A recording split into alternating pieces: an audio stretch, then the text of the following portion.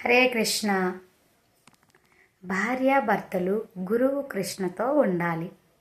భార్య కానీ భర్త కానీ అబద్ధం ఆడితే దయ కృప చూపించాలి. మరి బయట వాళ్ళంటే కోపం వస్తుంది.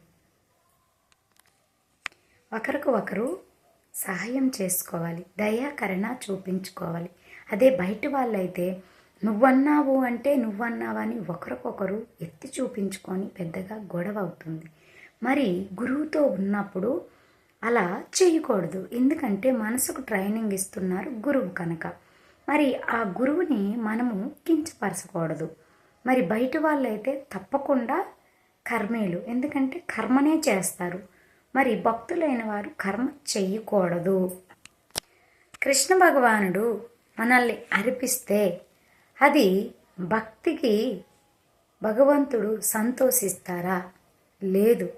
మరి ఒక భార్య భర్త కన్నా, భర్త భార్య కన్నా తప్పకుండా ఒకరికొకరు హెల్ప్ చేసుకొని దయా కరుణ చూపించుకోవాలి.